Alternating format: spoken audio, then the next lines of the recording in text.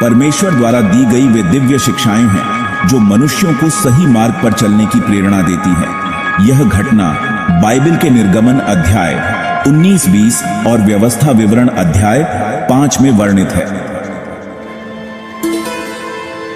मिस्र की गुलामी से मुक्त होने के बाद इस्राएली लोगों को एक नए समाज के रूप में संगठित करना आवश्यक था।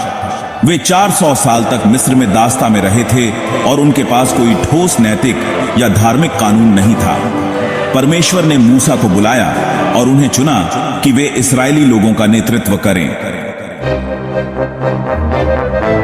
जब इस्राएली लोग मिस्र से निकलकर रेगिस्तान में पहुंचे तो वे सीनै पर्वत के पास पहुंचे। यह वही स्थान था जहां परमेश्वर ने मूसा से बात की थी और उन्हें अपनी संतान की मुक्ति का कार्य सौंपा था। परमेश्वर ने मूसा को पर्वत पर बुलाया और कहा, तुम इस्राएली लोगों से कहो कि वे अपने वस्त्र धोएं, अपने आप को पवित्र करें और पर्वत के पास आएं। मैं तीसरे दिन इस पर्वत पर प्रकट होऊंगा। तीसरे दिन प्रातः सीनै पर्वत पर बिजली, बादल और गड़गड़ाहट होने लगी। पूरे पर्वत पर धुआं छा गया क्योंकि परमेश्वर वहां आग के रूप में प्रकट हुए। चारों ओर नाड़ बज रही थी और इस्राएली लोग भयभीत हो गए। मूसा पर्वत पर चढ़े और वहां परमेश्वर ने उन्हें 10 आज्ञाएं दी जो पत्थर की 2 पट्टिकाओं पर अंकित थीं।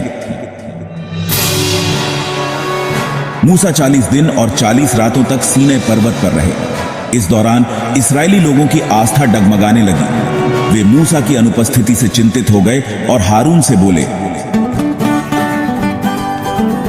हमें नहीं पता कि मूसा क्या हुआ। हमारे लिए एक देवता बना दो जो हमारी अगुवाई करे। इसके बाद इस्राएलियों ने अपनी सोने की सभी आभूषणों को इकट्ठा किया और एक सोने का बछड़ा बना लिया। वे इस मूर्ति की पूजा करने लगे, नृत्य करने लगे और दावत मनाने लगे। जब मूसा पर्वत से नीचे उतरे तो उन्होंने देखा कि इस्राएली लोग सोने के बछड़े की पूजा कर रहे थे। यह देखकर वे अत्यंत क्रोधित हो गए और परमेश्वर की दी हुई पत्थर की पट्टिकाओं को नीचे फेंककर तोड़ दिया। मूसा ने तुरंत उस बछड़े की मूर्ति को जलाया, उसे पीसकर चूर्ण बना दिया और उसे पानी में डालकर इस्राएली लोगों को पिला दिया।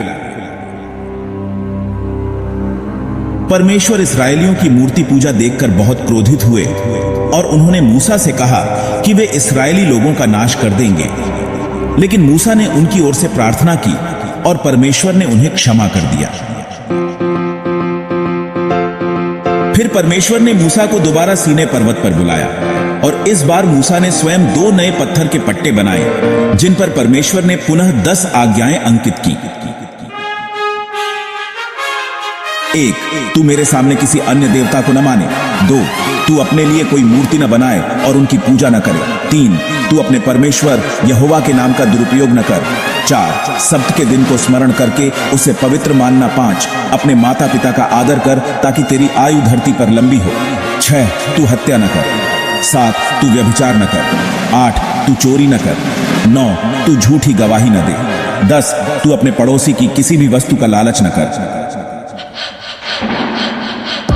10 आज्ञाएं केवल इस्राएली लोगों के लिए नहीं थीं, बल्कि संपूर्ण मानव जाति के लिए एक नैतिक और आध्यात्मिक मार्गदर्शन थी। परमेश्वर ने इन्हें इसलिए दिया ताकि लोग अनुशासन में रहें, धर्म के मार्ग पर चलें और न्यायपूर्ण समाज का निर्माण करें।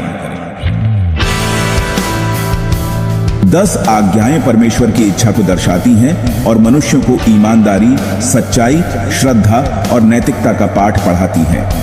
यह घटना बाइबल में सबसे महत्वपूर्ण घटनाओं में से एक है और आज भी यह ईसाई, यहूदी और कई अन्य धर्मों के अनुयायियों द्वारा मानी जाती है। तेरी आज्ञाएं मेरे पथ प्रदर्शक हैं और अंधकार में मेरे लिए प्रकाश।